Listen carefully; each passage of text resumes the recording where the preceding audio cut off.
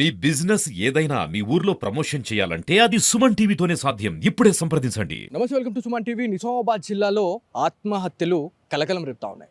So దాదాపుగా అంటే నిన్న ఒక్కరోజే నిజామాబాద్ జిల్లా వ్యాప్తంగా దాదాపుగా అంటే 7 నుంచి 10 ఆత్మహత్య కేసులు అనేటివి మనకి అక్కడక్కడ ఎక్కడైతే మనకి పిఎస్కి సంబంధించిన లిమిట్స్లలో మనకి రిజిస్టర్ కావడం జరిగింది. సో ఈ మధ్య కాలంలో మనము ఇదంతా ఇన్ఫర్మేషన్ అసలు ఏంది, అసలు ఆత్మహత్యలు అనేది ఎందుకు ఇంతగానం జరుగుతూ ఉన్నాయని చెప్పేసి ఒక్కసారి మనము లోతుగా ఆలోచిస్తే మాత్రం చాలా వరకు కూడా ఎవరైతే వడ్డీ వ్యాపారస్తుల ఆగడాలకి, అదేవిధంగా వడ్డీలు తీసుకున్న అంటే మనకి వడ్డీలో మనకి అమౌంట్ తీసుకుంటూ ఉంటాం, 1,00,000 కావచ్చు 2,00,000. సో అది కట్టని పరిస్థితుల్లో భాగంగా ఎవరైతే వడ్డీ వ్యాపారస్తులు ఎవరైతే ఉంటారో వాళ్ళని ఇబ్బంది పెట్టిన తర్వాత వాళ్ళు ఏం తోచక వాళ్ళు ఆత్మహత్య చేసుకుంటున్నారు. సో ఇదంతా పక్కన పెడితే కొంతమంది మాత్రం ఇంకొకటి ఈ మధ్య కాలంలో మనము చాలా తరచుగా వింటున్నాం. సో నడుము నొప్పి కావచ్చు, లేకపోతే కడుపు నొప్పి వల్ల కూడా భరించలేక ఆత్మహత్యలు చేసుకుంటున్నట్టు మనకు ఒక పత్రికల్లో మనకి చాలా వరకు కూడా ఇవన్నీ వైరల్ అవుతూ ఉన్నాయి. ఇవన్నీ కూడా చూస్తే అంటే హాస్పిటల్స్ ఇన్ని ఉన్నాయి, ప్రతి మండలంలో కూడా ఒక ప్రాథమిక పిఎస్సి, మనకి గ్రామాలలో చూసుకుంటే పిఎస్సీలు అనేవి ఉంటాయి. సో పిఎస్సీలు అన్ని పక్కన పెడితే మనకి నిజామాబాద్లో జీజీహెచ్ అనేది ఉంది.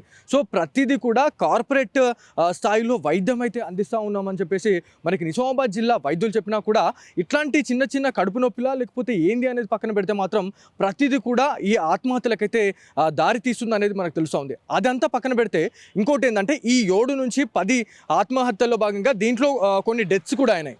అంటే ఒక ప్రదేశం నుంచి ఇంకొక ప్రదేశంకి వెళ్ళే టైంలో కూడా మనకి 2 వీలర్ బైక్స్ అనేటివి యాక్సిడెంట్కి గురవుతూ ఉన్నాయి. ఆ యాక్సిడెంట్లో ఇద్దరు కావచ్చు, ఒకరు సో స్పాట్ డెడ్ అవుతున్న సిచ్యువేషన్ అయితే ఉంది. సో వెరీ రీసెంట్లీ మనకి మోపాల్లో జరిగింది, అదేవిధంగా మనకి బోధన్లో జరిగింది, సో కామారెడ్డిలో, సో బిక్నూర్లో. సో ఇట్లాంటి ఇన్సిడెంట్లు అనేవి జరుగుతూ ఉన్నాయి. అంటే బయటకు వెళ్ళేటప్పుడు ఖచ్చితంగా వాహనదారులు కొన్ని సేఫ్టీ ప్రికాషన్స్ అయితే తీసుకోవాలి. అంటే వేర్ హెల్మెట్ అనేది ఖచ్చితంగా చేయాలి అని చెప్పేసి ట్రాఫిక్ అధికారులు చెప్తా ఉన్నారు. కాకపోతే ఇట్లాంటి చిన్న చిన్న తప్పిదాలు చేయడం వల్లే ఇవాళ రోడ్ యాక్సిడెంట్లో చాలామంది చనిపోతున్నారండి. సో ఇదంతా కూడా ఈ మధ్య కాలంలో మళ్ళీ ఇంకోటి ఏంటంటే మనస్తాపానికి గురై చాలామంది కూడా అంటే ఇంట్లో కుటుంబ కలహాలు, అట్లాంటి ఇన్సిడెంట్లు కూడా ఈ మధ్య కాలంలో దాదాపు ఒక 7 నుంచి 10 ఇన్సిడెంట్లు కూడా ఆత్మహత్యకు ఇవాళ దారితీసినాయి.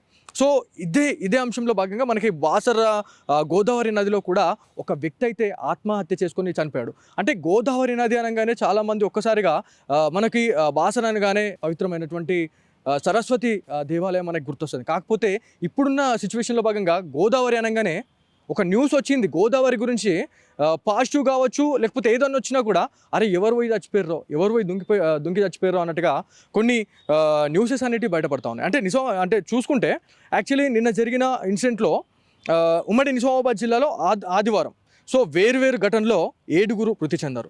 సో 5 ఆత్మహత్య చేసుకోగా రోడ్డు ప్రమాదంలో 2 అయితే చనిపోయారు అన్నట్టుగా మనకు తెలుస్తూ ఉంది. సో ఈ గొడవల్లో భాగంగా చాలా వరకు కూడా కొన్ని ల్యాండ్ ఇష్యూస్లో కూడా చాలామంది చనిపోతున్నారు అనేది మనకు తెలుస్తూ ఉంది. గతంలో మనం కూడా సుమన్ టీవీని ఆశ్రయించిన వాళ్ళకి ఒక సొల్యూషన్ని కూడా మనము ఇప్పించడం జరిగింది. మోపాల్లో ఒకటి ఇన్సిడెంట్ జరిగింది.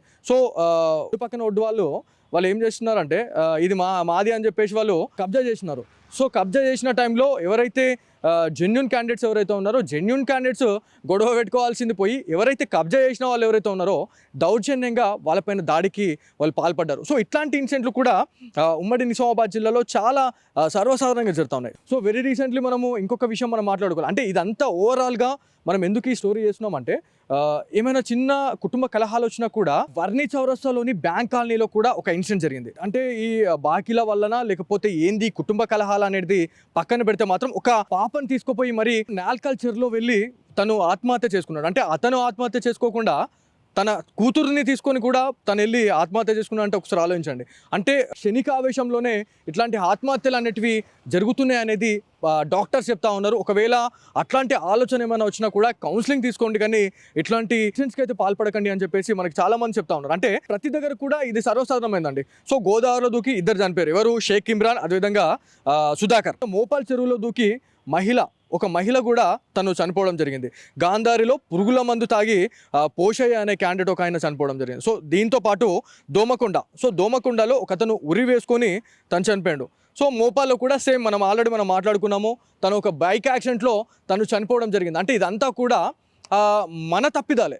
మన తప్పిదాన వల్లే వీళ్ళంతా చనిపోతున్నట్టుగా మనకి కొంతమంది నిపుణులు అయితే చెప్తా ఉన్నారు. కాకపోతే ఉమ్మడి నిజామాబాద్ జిల్లా వ్యాప్తంగా నిన్న ఒక్కరోజే 10 నుంచి 12 మంది చనిపోవడం అనేది చాలా వరకు కూడా చర్చనీయాంశమైంది.